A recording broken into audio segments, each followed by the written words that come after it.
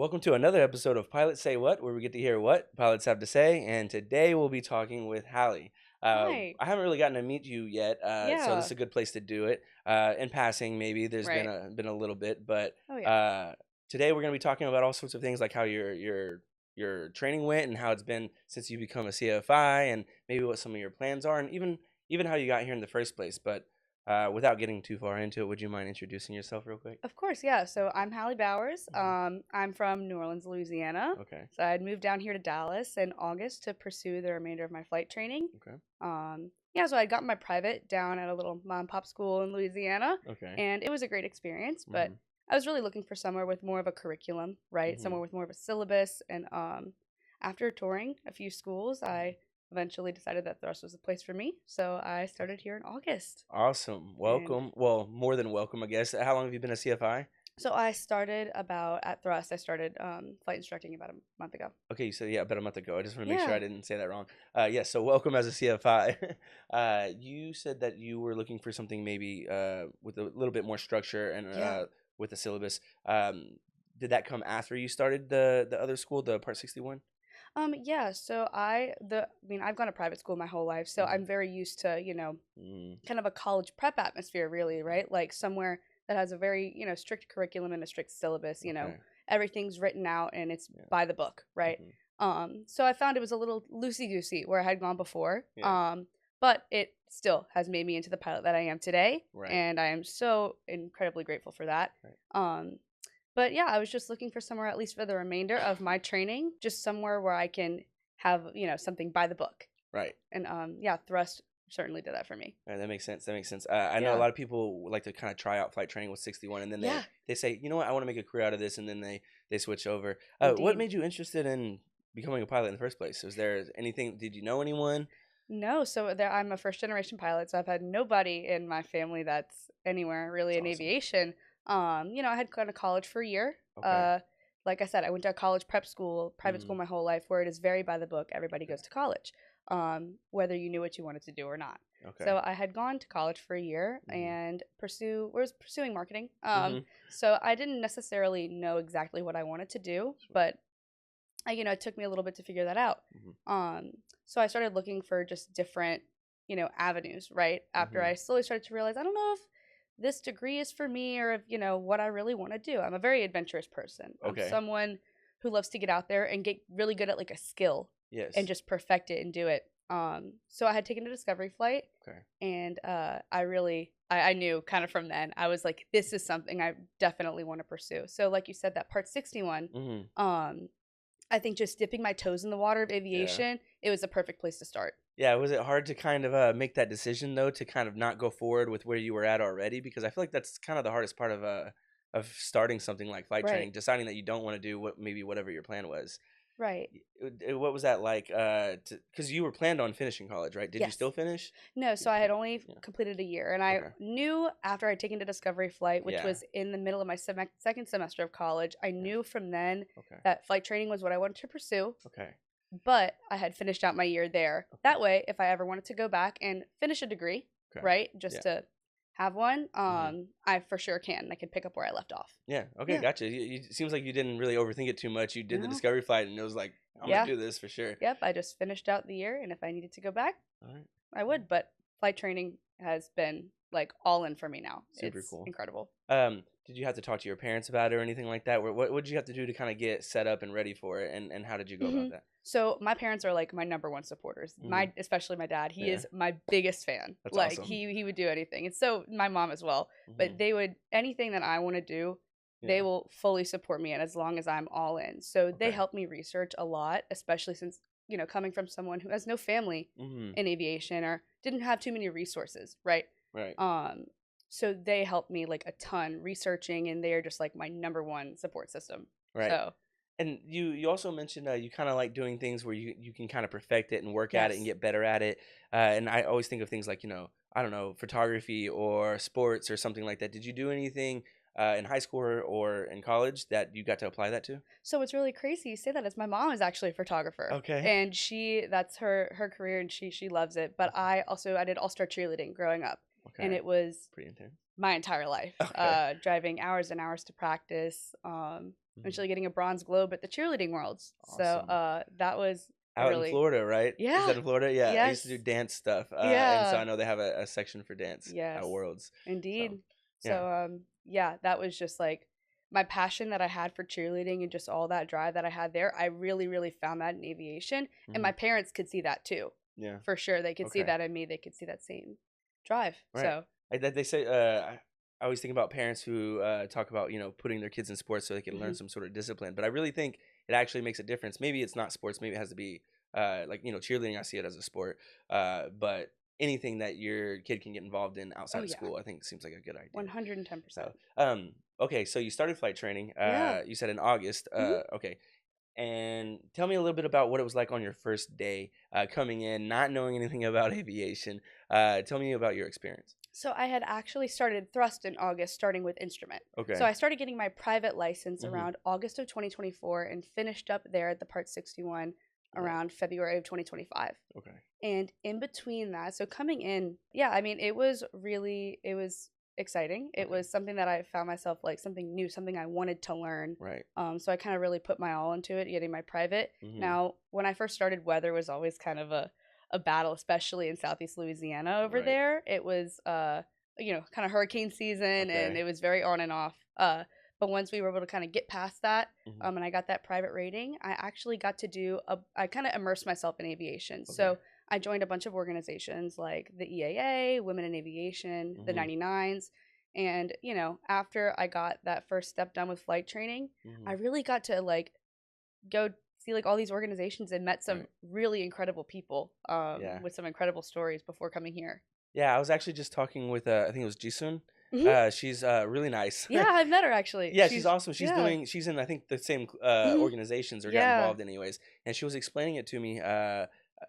And I felt like I made a connection that when I don't really get when I ask people about networking. Yeah. I feel like that's a great example of networking. Oh, absolutely. Yeah, because you hear people talk about, oh, you got to network, you got to network. I'm Hmm. like, what does that mean? You just go into a bunch of events where you meet people one time, like for one time. Right. And then you're Uh, like, yeah, and that's it. yeah. And so I'm wondering, can you tell me a little bit about the relationships you might have Oh, made already so far? for sure. Yeah. So, last year I had gone to the Women in Aviation conference in Denver, Right. back last March, Okay. and I didn't really have many gal pals in aviation. I haven't really met any good girlfriends. Uh huh. So I had gone up there to Denver, and I had met these two girls, Hmm. and we had hit it off just like that. They're from Michigan.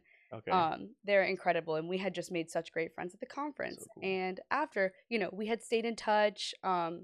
One's a pilot, and then one, she's a dispatcher as well. Okay. So we made such great friends, kept in contact, and we said, this can't be the last time we see each other. This can't be, this can't be it, right? Right. And we had made a plan to go to Oshkosh, the air show over in Wisconsin, Right. and that trip made it out of the group chat. And Yeah. we went to I went to Wisconsin with these girls that I had met at the conference, and So cool. to this air show. Mind you, that was my first air show as well. Right. I And mean, that's a huge thing. I'm oh going this yeah, year. it was So incredible. yeah. It was probably one of my favorite trips that I've ever been on. And that So, all just came from putting myself out there, hmm. going to the conference, and going to one of my favorite trips I've Yeah. ever taken. Yeah. So First of all, it's really cool to kind of it feels probably really exciting to meet people, click, and then go on a big trip with them, oh especially yeah, knowing that you can you have like the same interests or hmm, you're on the same path. right, I'm going to Oshkosh this year. yeah, I went to Sun and Fun just recently, and that was like my first time going to anything like that. hmm, And I know that Oshkosh is gonna be so huge. yeah, So I'm still kind of trying to get a grasp or an understanding of what it's gonna be like. So yeah. it's gonna be pretty exciting. You aren't going this year, are you? We're making plans right now. Actually, we Okay. had just started like getting the plans in the works, and Yeah. yeah. So hopefully, we want to make that an annual thing Yeah. if we can all find the time. Because I also met a lot of their friends as well, who are also all pilots. Sweet. So Okay. my circle just started to grow all Hmm. from that. Okay. Getting Cool. involved. Yeah, and I hear that I've heard a lot of people get on somewhere and then bring other people with them, and that's kind of how some of the networking can take off because Yeah. eventually it'll benefit you, not just because of job opportunities, but Right. because it's nice to have people doing the same thing as you are. Oh yeah. Um, Here at Thrust, I'm imagining you have like a study group or something like that. Are there people you're connected with here that you didn't know before? Oh yeah. No, the Yeah. second actually, especially I toured here before I came because, like I Okay. said, I toured a few schools just in the Texas, Oklahoma area, and Hmm. Thrust was definitely the one that we really had our eye on, right? Right. And so whenever I came, I noticed something here at Thrust that I that lacked at other schools and that Really, I just on the didn't tour? notice. Yeah, just on the tour. Oh, wow. I had people waving at Yeah. me. There was no other school where I had like, people greeting me and like people it seemed so friendly. I walked in and there were people Mhm. studying everywhere. All the Mhm. tables, it seemed so social. Right. And I want that. That's something I want to circle because I it's kind of hard to find that at Yeah. another school or at some of these smaller schools. Um without that kind of curriculum, Mhm. where no one's like really on the same page, I guess, Right. So Yeah. coming somewhere where everyone's on the same page and everyone's here to help each other out, and it's Mhm. very apparent the second you step in there. Right. So that really, really stuck out. People say that sometimes, and if you're listening or you're watching, you've probably realized how many people actually say that. I couldn't plan this out. I just say that because it almost sounds like a cliche thing, like, oh, I Right, walked in and I could feel the difference. But I mean, that's what everyone really says. right, it's true. Yeah. I was gonna ask you a follow up question about when you go to you said not everyone's really on the same track in some other places, maybe Hmm. even not here at Thrust, right? So you start with a certain class. Were there people you kind of stuck with and some people that you didn't like? How did it go as your class progressed through their training? Yeah, so I started my ZTA and I had all my, you have peers. Like that's something I find that I lacked at another Hmm. school is like your peers. Like Okay. you have a class, right? Right. Where a lot of other schools it's going to be very much self-study. You Hmm. kind of keep your head down, do your thing, right? With Right. this you have, there's so many resources and peers I think are a huge huge Mm. resource. But yeah, no, I had started with my class and Okay. we had moved through each rating and get a new Okay. class for each rating. Okay. Um and it also just gave me the opportunity to meet more people. Yeah. Like I said, meeting people and Yeah. joining all these organizations, and it's huge. Yeah. People say it all the time. Like aviation is about networking. It's about meeting people and making meaningful connections. Hmm. So Yeah. just being in a class like that in a classroom setting, Yeah. Yeah. it really helps with that. So I want to ask you then about some of the training you came in for instrument, Hmm. and you got through your ratings and now you're a CFI. Yeah. Can you tell me about maybe a part of your training where you felt like you had to put a little extra effort in, or maybe you start to feel like you were starting to plateau? And maybe that didn't happen. I don't know, but I'm curious because there's people who it's not an easy thing that you No, guys are doing. no, not at all. So I want to kind of talk a little bit about some of the difficulty you could have had at any point of your flight training. So I would Yeah. say the most difficult point in time was actually initially when I started, because I had to move as well. Mm-hmm. I moved 7 hours away from home and I've lived, Mm-hmm. in the Southeast Louisiana region my entire life. Yeah. Oh, wow. I'm used to everything there. It's all very familiar, Yeah. right? So something that was really difficult was initially coming here Mm-hmm. and, having to kind of start from scratch, I guess. Mm-hmm. So I think with training, it can be very overwhelming, right? Going from somewhere where it's a little more laxed, where you can kind of make your own schedule, to somewhere where you come and it's, all in, right? Yeah. So Absolutely. I think that transition, I would say, was probably the hardest thing for me. But once I kind of got the hang of it and met my Hmm. people, Right. it as it progressed forward and I got kind of a feel for how things go here, Okay. it went my training went very smoothly. Went by very quickly. Yeah. Did you use the housing here? Yeah, I did. Gotcha. I Okay. did. Yeah. I asked that because there's a lot of people who come from out of state, Mhm. and I think that's what a cool choice, especially make at like young ages to go ahead and step out of your city where you might Yeah. have lived for a long time, live somewhere else, and go full time on something like flying a plane. Mhm. I mean, I think that's kind of like a big thing to me. Yeah. So it sounds natural that would be a pretty tough part of it. You said once you found your people, it got a little bit easier as well.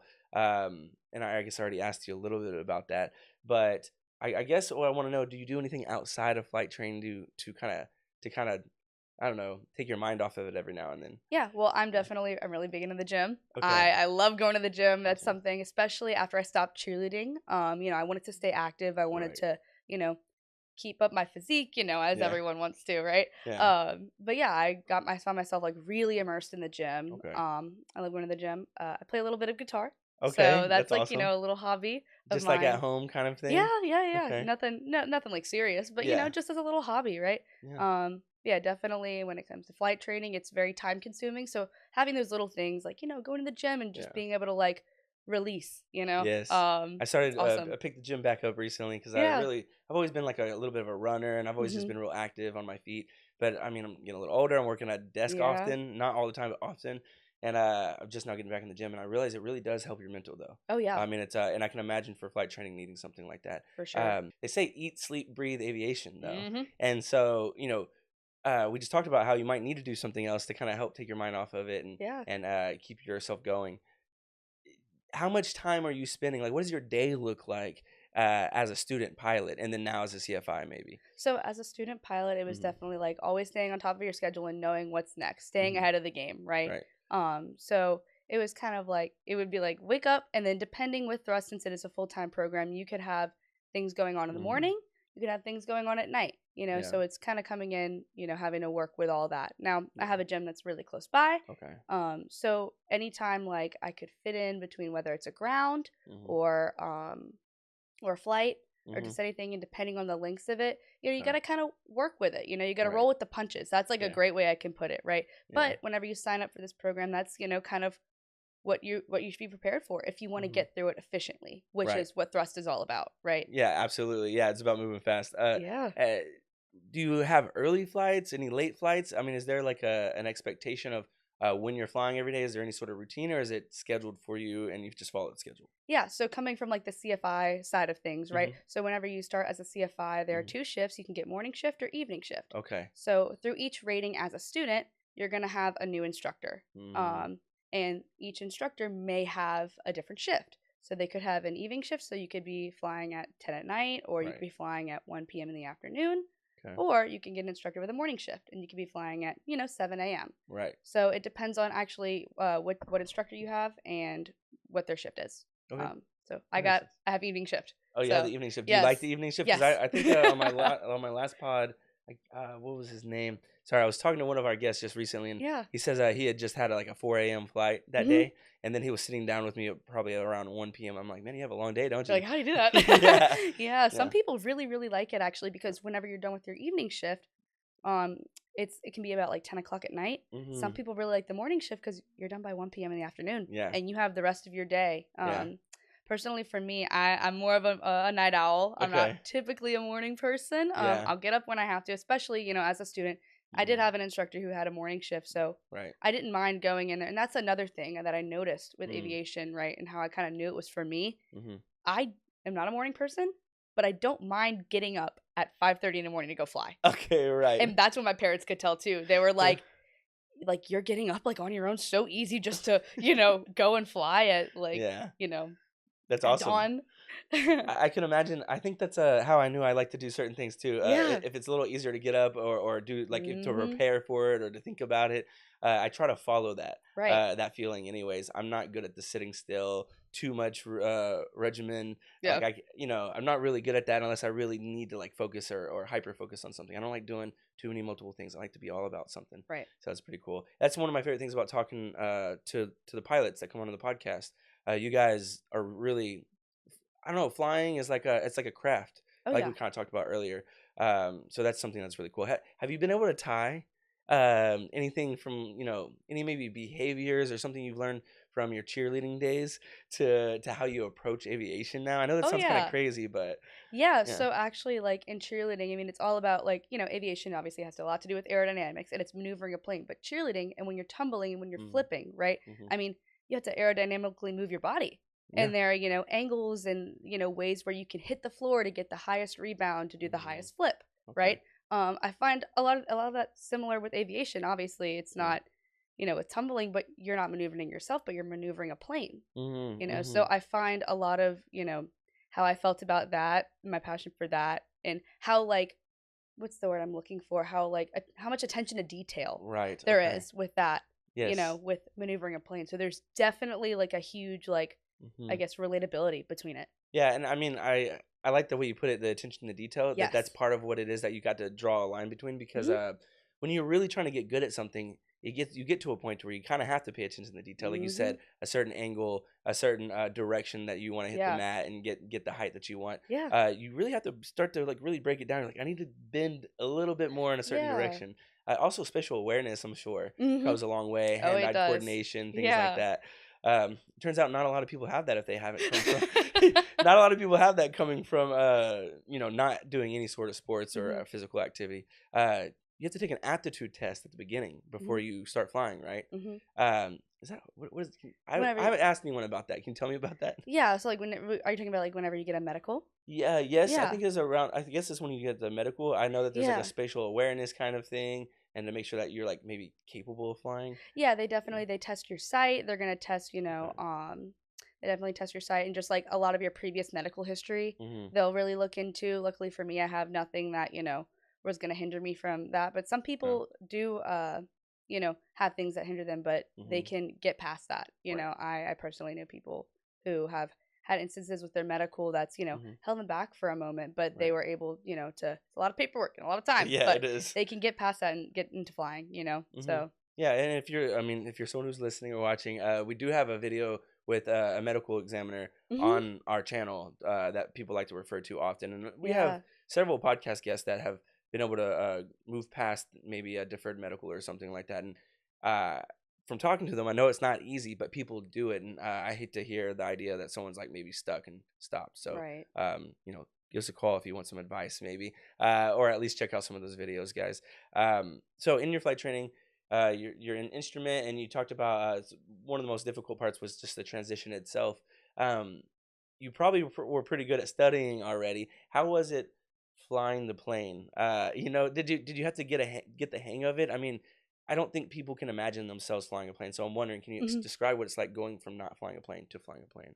Yeah, so I would have to say actually the biggest jump was Hmm. the this is I would say this is going from flying a six pack to Okay. the planes at thrust. Hmm. That was I would say my biggest jump was Right. not necessarily from not flying a plane to flying a plane, Hmm. but the difference in avionics. Okay. So I was very much used to much simpler avionics Yeah. before I came to thrust, and then I Hmm. came and had to digest the G1000 Okay. and autopilot and a lot of Right. these advanced features that thrust has to offer Hmm. that I wasn't used to. Now, the planes that I flew previously, I flew Piper Warriors, very Okay. similar to the Archers, Yeah. just without the fancy AC and Yeah. and the G1000. Okay. But the sim that Thrust has was Mm. something that really kind of got me to acclimate to the G1000, Right. which is definitely can look a bit daunting, Mhm. coming from It's a a six lot. pack. Yeah. Yeah. Oh yeah. But I found to catch on to it pretty quick. Okay. But that was probably the biggest like kind of leap I had to get. Okay. Was just different avionics. Yeah, that makes So. sense. That makes sense. When you became as you become a CFI, I mean, you're Hmm. in for about a month now, Yeah. so you might have a student or two under your belt. I'm not Hmm. sure what that's looking like, but Yeah. what's one of the things you're most excited about? Helping people learn and understand. Because every time I talk to a CFI, they have the main thing that they like to focus Yeah. on. So, Yeah. my favorite rating was commercial for Okay. sure. So, just getting out there and, doing Mm. the maneuvers and just going into the pattern and just doing landings over and over again. I had a Mhm. great instructor for commercial. Okay. So it was overall just a really fun time. Yeah. And I just got my first commercial student. So I Awesome. am Congratulations. really, really looking forward to, just teaching him how to do Mhm. everything. And I'm hoping I can give him that same experience that I had, Right. Yeah. that my instructor was able to give me. Was there like something? Is there like a particular maneuver that you Mhm. enjoyed the most? I mean, it sounds like you like the idea of because the landings are the forever I'm gonna get better at kind of Yep. thing. Um, was it landings, or was there something that you liked to focus on the most? Oh, I love landings. Yeah. I love landings, Yeah. specifically short field landings. I Okay. love doing short field landings. Power off 180s are fun too, but Mm-hmm. short field, I like the game aspect of it. It's like, Exactly. okay, put this plane down on this certain point on the runway. So put the plane down on the 1,000 footers, put the plane down on the 500 footers, put the Right. plane down on the numbers. Yeah. It's like such a fun game and just you know making it a challenge. Yeah. I see it So that way. Have you been out to Sulphur Springs for the Stoll competition? not for the STOL competition. Yeah. I've only flown out there once before. Okay, So. gotcha. Well, I think I went up to the Stoll competition like 2 years, two Hmm. different years now, 2 years in a row. But it took a lot of understanding because I was still coming to understand aviation my first time Yeah. being out there, and I got to see like the game aspect of it. I Hmm. mean, literally in that Oh yeah. situation, that's what it was about. But it's cool to see the different things they come up with the tires and the plane. So it's pretty Yeah, cool. they had one at Oshkosh that I got Yes. to go watch, and it was so cool. Like Yeah. I love like the game aspect of it. Yeah. That makes sense. Okay. So you have your first commercial student. Have you Yeah. gotten to fly with them already, or what's the first thing you get to do with your student? How's that gonna look? Not yet. So we Yeah. haven't flown yet. Okay. I had like yesterday. I Mhm. had just gotten assigned to him. So we have our first sim. So we're gonna start off in the sim. Mhm. Um, to kind of introduce some of these maneuvers. Yeah. We're gonna do that on Saturday. Okay. And then first we're going to start off with doing cross countries, which That's is awesome. really fun. So those were always a blast too. Yeah. You can go somewhere, you go somewhere new, and Mhm. this is probably the one of the besides in your multi training, this is probably the farthest you're going to go Mhm. in your training, Okay. and you only get to do it a few times. So it's pretty fun getting to go somewhere new. Yeah. And so I really look forward to going like new places. And do you plan that out or do they? They plan that out, yeah. Okay, So because they're in commercial at this point, yeah, they're supposed to they be doing this sort should, of thing. yeah, they should be able to pick out a good airport Mhm. that fit all the regulations for that cross country to fulfill their training. Mhm. And yeah, and we can just go for it. Yeah, So that's really cool. Did you where did you choose to go? okay, so for one of mine, I had Mhm. gone to Pine Bluff, Arkansas. Okay. Not Okay. much out there, Yeah, how'd you but find that? Did you just Google school? yeah, so I actually a lot of people like to go down to Lake Charles in Okay. Louisiana, but I'm from Louisiana, Yeah. so I was like, I want to go somewhere new. Mhm. A lot of people also because you can, if you go north, that's going to be more like the Oklahoma area. I Right. didn't really want to go to Oklahoma. Yeah. I didn't want to go home. If I go west, I'll still be in Texas. I Yeah. was like, I want to get out of the state, So I had kind Texas of is just so big. yeah, yeah, yeah. So I kind of looked like northeast, and I was Okay. like, oh, what about Arkansas? And like just like this little spot where we could go Mhm. to in Arkansas, and Mhm. yeah, and that's where I decided to go. Just a Yeah. little airport over there. Yeah, is that going to be probably one of your favorite parts about well, let me ask you this then. What's sort of the vision you imagine for yourself Hmm. once you move along in your career and you're maybe after being a CFI? Hmm. Definitely. I mean, long term goal, of course, is a legacy airline, Okay. a major airline, 110%. I have a lot Okay. of mentors that I met, through these various organizations who Right. have flown corporate, who have flown airline, and to me, it seems like airline for the quality of life I want would be the Mhm. best quality of life. Mhm. So that's my long term goal. But Yeah. right now, I have nothing holding me down. Like I'll do anything to get there. Right. I'm open to trying out a bunch of things. Yeah. So whatever opportunities present themselves as Yeah. I get there after being a CFI, Yeah. I'm open to. That makes sense. I'm wondering. Uh sorry, I thought back to when you said you met the people at the organization. So I meant to Hmm. follow up and ask about the girls you met. Yeah. Um, so I don't know. I want if a girl's listening to this, I would like for them to kind of hear things that matter to them, and I don't know what are the right questions to ask. So what I will ask is, what are some of the things that maybe you and those girls had in common, or were able to talk about, and maybe bring together once you met someone else in aviation that's also a young woman. Yeah, so I can actually kind of go into how specifically I met them, right? Okay. So I had gone, it was just me and my mom who had gone to the conference. It was just Okay. us two. Yeah. She doesn't really know what's going on in aviation. I was like, Hmm. I'm just going to go. It's my first conference. I'm going to see how it goes. Yeah. So I had gotten there and I had gone, American Airlines was sponsoring and hosting this little, like, they call them education sessions. And it was Hmm. called Networking 101 for students. Hmm. So I was like, it's like a little networking, like, thing where they go through the PowerPoint and, Right. I was like, oh, maybe I'll meet people there, Yeah. right? So I Absolutely. show up and there's two sections of chairs and like an aisle in between. Um, Mhm. the left side was there weren't very many people there, Yeah. but the right side was pretty full with a couple open chairs here and there, kind of mixed in the middle. Right. But I would have kind of had to like squeeze through, like excuse me, excuse me, excuse Yeah. me, and I don't know, I was like, I don't know if I want to do that. It's so So I awkward had to have to sat do on the that. left side initially, Hmm. and then I kind of peering in the aisle, and I noticed that there's one aisle seat open next to these two girls, and they looked similar to my age. I was like, let me go, you Yeah. know, sit there, and I'm like, the seat might be taken, but I might as well get up and ask, networking, right? Right. So Absolutely. I get up and I walk over. I'm like, is this seat taken? And they were like, no, like, please come sit. So Hmm. I sat down and we just started chit chatting. I kind of got to know, about them and where they're from and all this Right. good stuff. And so the education session started. Hmm. And afterwards, we had exchanged numbers because we had just a lot of things in common, similar age. We just and obviously aviation is the common interest, right? Right. So we had exchanged numbers, and at night at these kind of conferences, a lot of the companies will host like little like networking parties, Okay. right? Cool. So GoJet was hosting a karaoke thing. That's awesome. So since we exchanged numbers, they had texted me later and said, "Hey, like I don't know what you're doing for dinner, but after dinner, Hmm. do you want to go to karaoke?" And I was like, "Yeah, Yeah. like Of sure." course. So I'm telling my mom, like, "All right, mom, occupy yourself. I'm gonna go to karaoke." I have Yeah, friends. I made friends. Yeah. So yeah, I had gone and we just completely hit it off. Yeah. Just being girls and like we have aviation obviously in common. We had a ton of other things in common too, Right. and we had just whenever you find that connection with somebody, and it Hmm. was just it was awesome. So Right. And I guess I like to ask that because I think I've talked to some women who've started and they're like, yeah, it's really not. it's not so scary, it's not so bad, and Yeah. maybe they were a little nervous about being so outnumbered, right? Because it's predominantly men, Yeah. but there's a lot of women in our school, and so it's always interesting to hear the perspective about, okay, I was maybe a little nervous, but once Yeah. I got there, it was not even a thing really. Oh yeah, and even then, like men and women, everybody's so kind. Everybody's Mhm. so just open Mhm. to each other. I've never really felt a huge like barrier, I guess, Okay. between I can make friends with anybody. Right. So I've found men and women like we just Yeah. everybody, we're all here for the same reason. Exactly. Exactly. So Okay. Well, great. That's good to hear. Always want to yeah, make sure that we can speak to it being comfortable here at us yeah, for oh for everybody. sure, So and also there's so many people of different ages and from different places. yeah, I actually love walking out into the hangar and seeing how people interact because you can see some of the older people, and when they're talking to the younger people, it's really interesting. Actually, we have CFIs that are younger than the students. yeah, Their own students sometimes. I wish I could remember that guy's name that was on. It was like 5 episodes ago or something like that.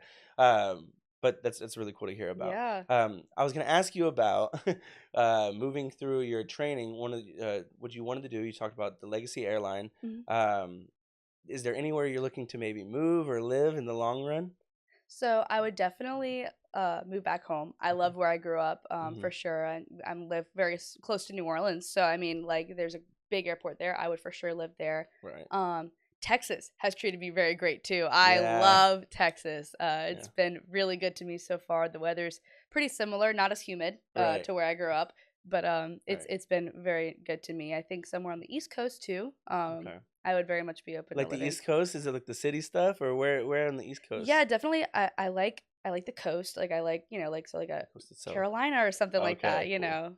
I didn't know if you were meant really north or not because no one really says that. And I don't know what kind of aviation stuff is going on. I'm not built for the cold. Yeah, okay, I'm, not I'm built for simply the just not cold. built for the cold. I understand. And North Yeah. Carolina seems like a cool place to end up as Yeah, well. North Carolina, Yeah. South Carolina, anywhere Yeah. right there, just along there. Yeah. Florida even. Hmm. Yeah. It definitely seems like the place for me. Gotcha. And I did want to ask how Texas was treating you because Yeah. Texas is like a whole nother land, it feels like. And even from the rest of the South, because you hear Texas and you think the South, you know? But Mhm. I think it kind of separate from everything that's like east of us. Mhm. It feels a lot different when I'm driving through and I'm maybe going to Louisiana or I'm going to Florida. Um, yeah, how does it feel a little different? Can you tell me a little bit more about that? Oh yeah, I mean it's so developed. Mm, I mean like there's always something to do, there's always somewhere to go. mm-hmm. You could drive 3 hours south and you're still in Texas. You could drive Yeah, 3 hours west and guess what? You're still in Texas. yeah, Um exactly. but each part of Texas kind of has their own little thing. That's Like I've true. gone into Fort Worth a little bit since being here and it's a whole different world over It there. is. But it's so cool and there's so much to explore. Yeah. And like I said just the weather. Hmm. I thrive in hot weather. I Yeah. do. I really do. I don't think I could handle the cold. Even like just this past year we had Yeah. like a little bit of frost, a little bit of snow and Yeah, that wasn't for you. I was like, no more. Luckily it lasts for like a week. And So to be fair, Texas has the worst like cold weather. We have ice. We don't have snow. I We have know. ice. It's no fun. You can't. I go outside. I went outside with my girlfriend. I had like a little skateboard with no wheels Yeah. on it. We're like going down a hill, Yeah. but it's just ice. Right. And It's you're not like, even. oh, Yeah. wish it was like powdery snow. Yeah. You can't even throw a Yeah. snowball.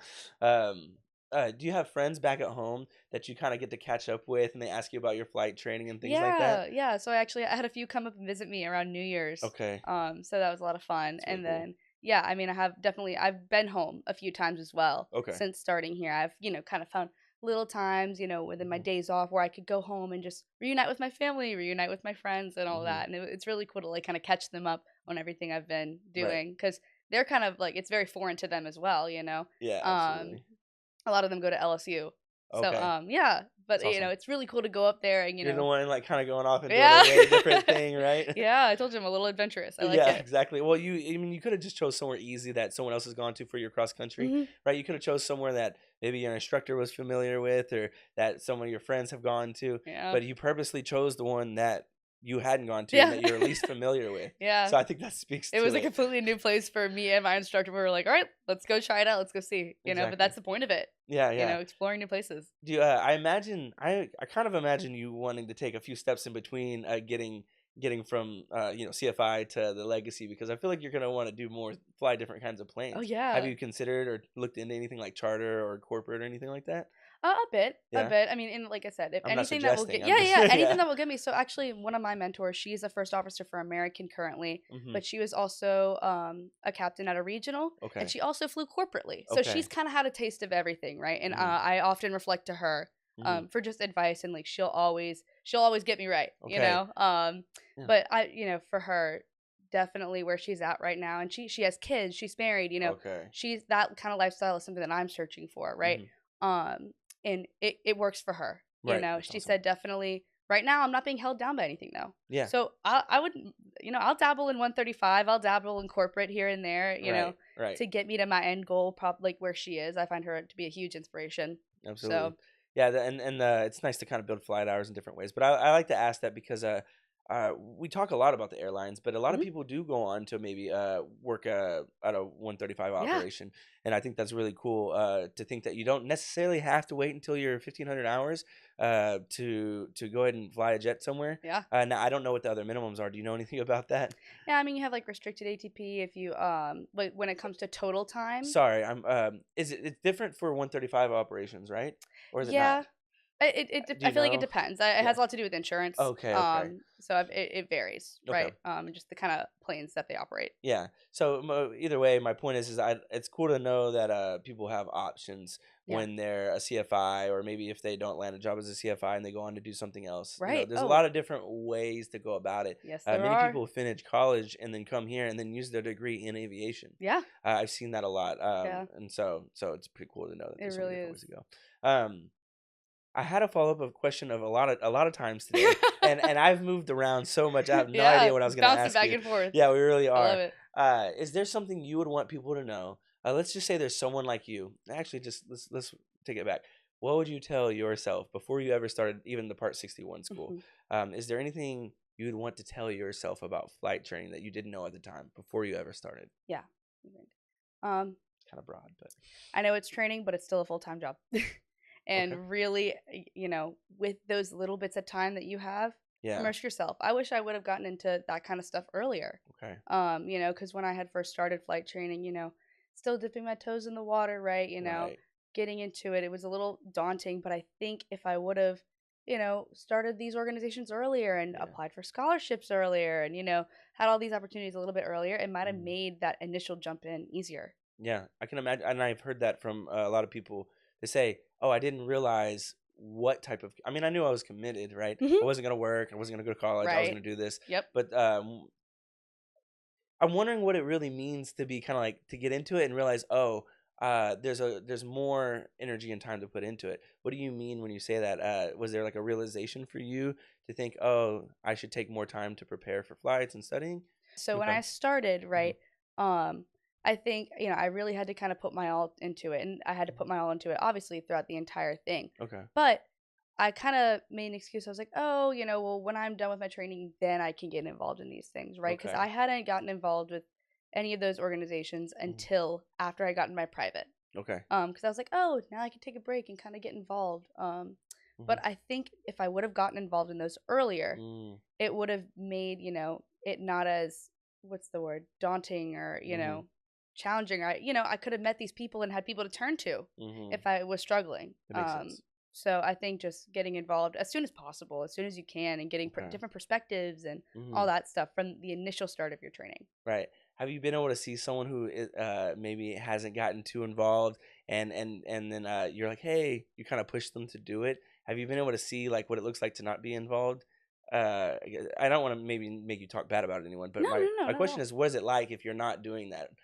Well, I can see where there can be a lot of hurdles. Like some of these mentors that I have, like I Mm-hmm. don't know what I would do if I wasn't able to Right. turn to them, or if I wasn't able to ask for advice, or just some of the opportunities Right. that I got. I got to do a lot of great volunteer work too, and that's Okay. now on my resume. Okay. So who knows? What if I didn't? You never know why you don't get a job, right? Right. Who knows what little thing it could have been? Maybe if I didn't have these certain volunteer opportunities on my Mm-hmm. resume, through these organizations, like you never know how Right. different things could turn out. Yeah. So I think just putting your best foot forward into these kinds of things to make these Right. connections, Okay. I think is important Yeah. because you never know what you're missing. Yeah, that makes a lot of sense. And people are always wondering how they can separate themselves as a CFI. Hmm. Is that what you would say maybe probably helped you in the long run, Yeah, landing a position here with Thrust? I would think so. I got Yeah. to do a lot of really cool things that I haven't really heard many of my other many other applicants or many of my peers doing. Mm-hmm. Um, I have also a buddy of mine from the EAA. Okay. He has a Cherokee 6, so a little high Okay. performance aircraft. That's It's awesome. awesome. Very similar to what I was flying before, but like on steroids. Yeah. So a little bit Yeah. faster, A little right? faster. That's So awesome. he does a lot of the it's for a organization called Flying Wings of Louisiana, Okay. and it's similar to like Angel Flights. So Mm-hmm. free of charge for cancer patients. We would fly cancer patients Mm, to their appointments and back free of charge. that's awesome. It's all volunteer. And Mm-hmm. he said, I always have an open right seat. So anytime you would like to come along, Yeah. I said I'd love to, So Yeah. I got to go with him twice from Louisiana over to Houston Oh, sweet. and Okay. transport cancer patients. Wow, that's And it amazing. was incredible, Yeah. I got some time on a new aircraft and I got to do a really good deed and it felt really good. But it was also really cool and that's some really Mhm. cool volunteer work I can put. So just stuff like that, Yeah, finding things like that, and that's only it comes when you get involved with some of these organizations and you meet Absolutely. people. That's awesome. Directly came out of that. Right. Okay. So I wanna bring it back and zoom out a little bit because there's people who are I think listening or watching that probably are in flight training, and maybe they're not in flight training. Maybe Hmm. they're a big fan of it all. Um, you like landings.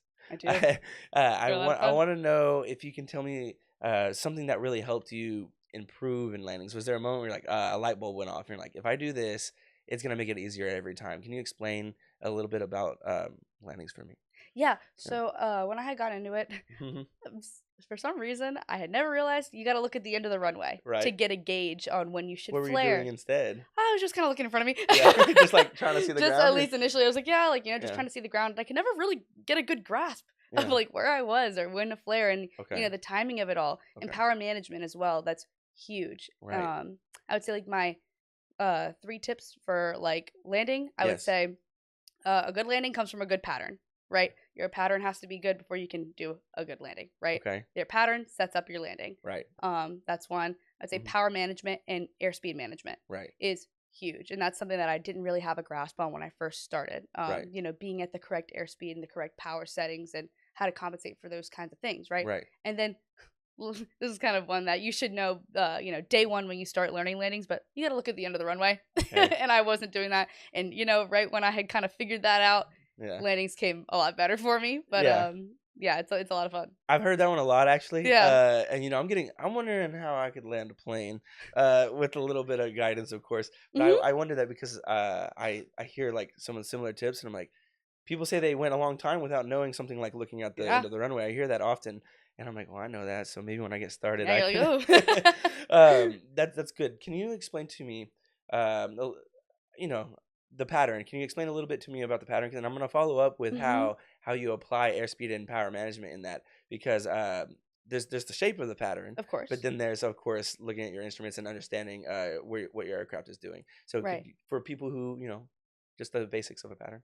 Yeah, right, right, Yeah. right. So, of course, like if you're gonna enter a pattern, right, you're gonna Sorry typically to put you on the spot. no, you're all good. Yes. Yeah, Okay, yeah. cool. So you're gonna enter on your downwind, right? At your traffic pattern altitude. Hmm. And like for thrust, we'll teach you want to be there at 90 knots in that downwind, so you'll be slow enough. That way, when you configure, Hmm. when you're abeam that touchdown point, right? So you're gonna Right. be like parallel to the runway. When Okay. you're abeam your touchdown point, that's when you're gonna begin to configure for Okay. landing, right? Hmm. So that's when you're gonna slow down and you're gonna add your first notch of flaps, Right. right? So you're gonna add 10 degrees of flaps, and those Okay. flaps are gonna help slow you down.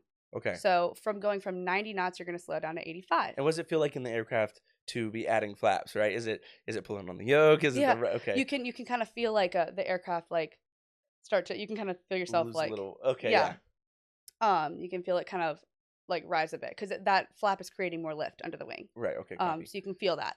Right. So yeah, and then you're gonna start your descent. Okay. And then once you're about 45 degrees from the runway, like if you look out your back window, you're about 45 degrees from the runway, Okay. that's when you could turn your base leg. Okay. So you want to be maintaining these airspeeds, right? So I said Mhm. 90, 85, and then when you're on that base leg, you want to be at about 80. Okay. So you're gradually slowing down. Mhm. And these airspeeds, believe it or not, will keep you at the right altitude, Mhm. given the day, right? Right. But Yeah. they should keep you, have you make a great pattern. Okay. So Are you then, descending at this yeah, point? At this point? you're Yeah. descending throughout this entire Okay, bit, and right? it's sort of like some there's some like right turn, not right turns, 90-degree angle Hmm. turns, right? Yeah, Okay. you want to make those turns like pretty sharp, pretty clean. Okay. Um, so on that base leg, you're going to add your second notch of flaps and slow down to 80, Mhm. right? And then once you're turning on that final approach, right, that final leg, Mhm. that's when you add that third notch of flaps. All 45 degrees of flaps are going to be in, and you're going to Yes. slow down to 70. And you're Okay. just going to take that descent all the way on down. Okay. Using always keeping your hand on the throttle. I notice that with students too. They take their hand off the throttle, and I'm like, you always, Wow. just in Okay. case you want to have your hand on the throttle, Mhm. just managing it, right? Taking a look at your RPMs Mhm. and always using your instrument scan Mhm. while looking outside. You should 90% of the time you should be looking outside, seeing what your aircraft is doing Right. when VFR flying.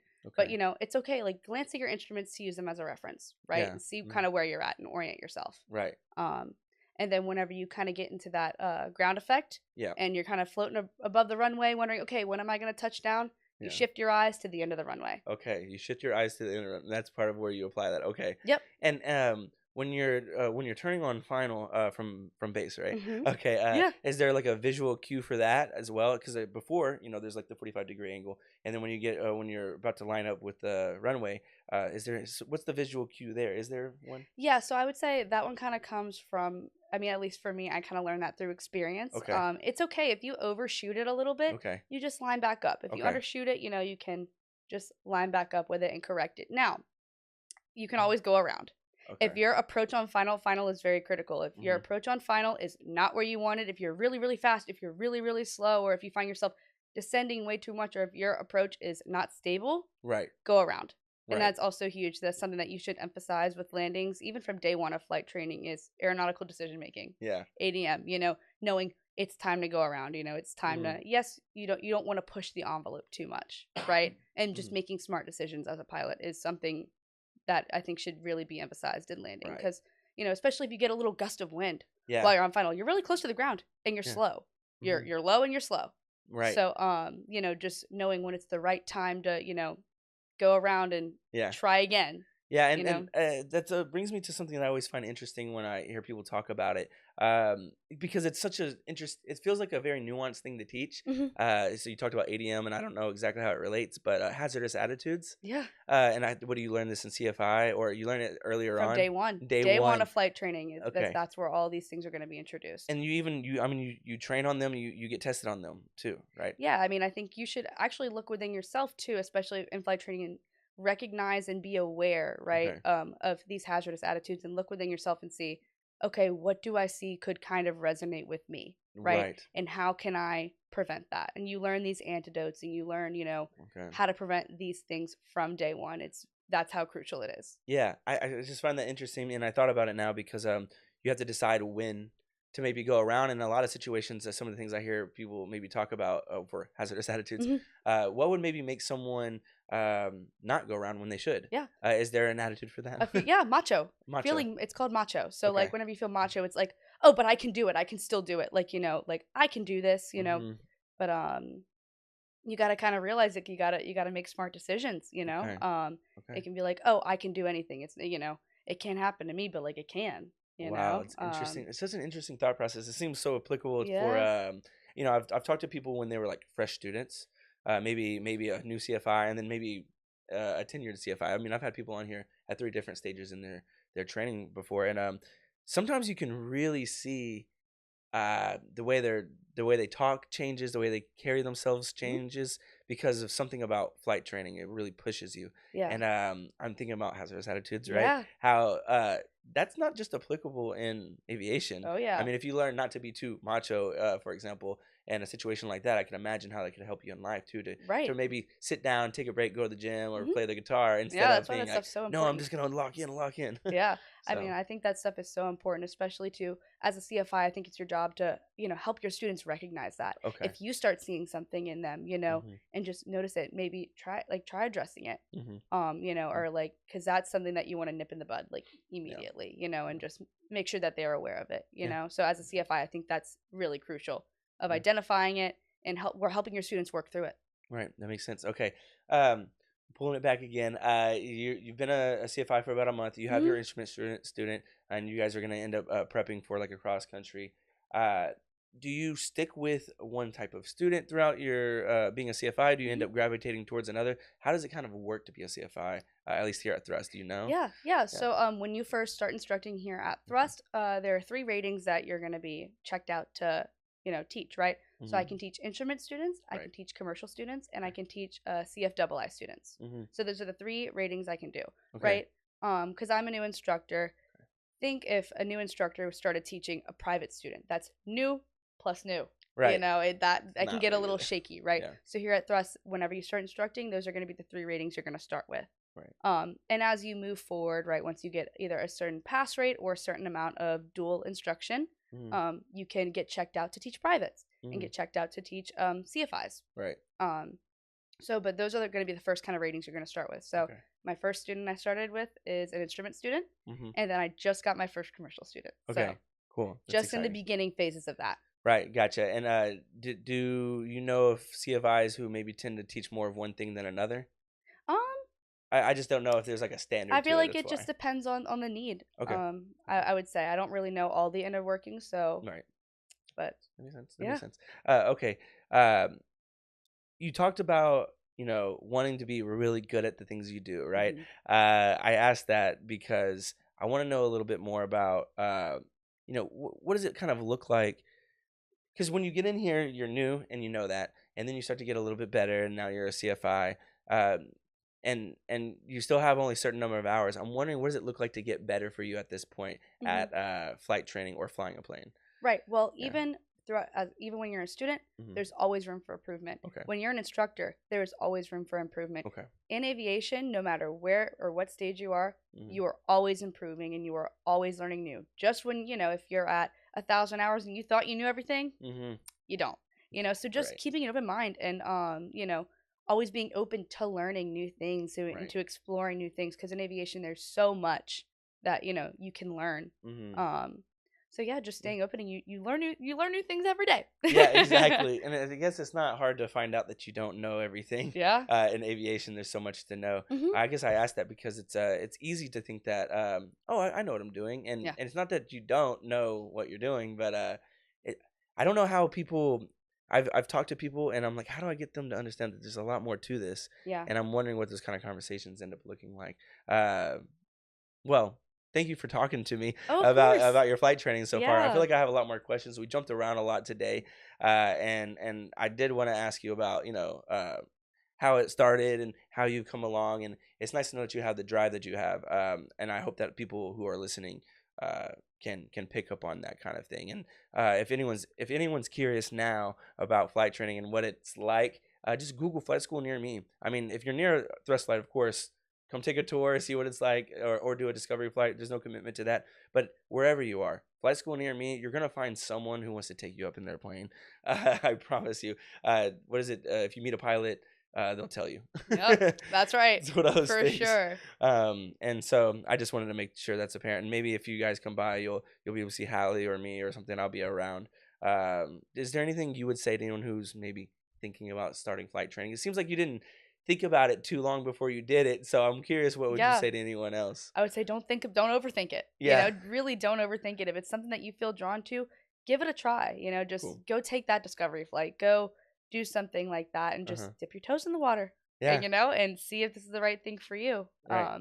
But I would say like flight training was the best decision I've ever made Mhm. by far. Like Mhm. I kind of found my niche. I found what was for me. That's So awesome. I would just love for other people to try and get that opportunity. I'm gonna do a follow up question. Yeah. It's been hard at times, right? Has Oh there yeah. been not been times maybe where you're like, is this for me or what else? Like, am I gonna get stuck here? I asked that. I wouldn't say if I ever Yeah. had a moment where I was like, I don't know if this is for me. I Okay. wouldn't say. Okay, gotcha. And I asked that because I also want to ask, what's the kind of thing that keeps you so motivated in it? Hmm. Because I mean, it's a lot of hard work. So there has to be something that like, today I'm gonna do this, I'm gonna do that. Is there something that comes to mind every time you feel really motivated? Yeah, well, I've always held myself to a really high standard. Okay. I've always held myself, especially when it comes to things that I find myself that I'm good at. Right. Right. So aviation, I would consider that something I'm good at. Okay. So I just hold myself to a very high standard, and Okay. obviously, I want to make my parents proud. Yeah. They will support me with anything. Okay. They have given me everything, all of the resources that I need. So I want to show them. My dad was actually my first passenger ever. He was the first person I ever got Was to that your take up. idea or his? Oh, that was my idea. I was Okay. like, "You're coming with me," and he was like, "I'm all in," Mhm. And he told me, he was like, "That was one of the most meaningful moments of my life." That's awesome. And it would that I just knew, and I took Yeah. my mom up, and I took both of them up, and I flew them to lunch. So Yeah. I've flown them around a few times, and Mhm. you know just seeing the look on their face and how proud it makes them. Yeah. Oh my gosh, You're like it flying a means the plane. world. It really does. Yeah, that's awesome. Okay, well, on that note, thank you again for Thank joining us on you. another It's episode a of pleasure. Pilots Say What, where we get to hear what pilots have to say, and Hallie's been a great guest. If you guys enjoyed this episode and are still listening, please be sure to like, comment, and subscribe. That always helps us get found by more people who want to find out about aviation. And on that note, my name is Zach. I'll see you in the next episode.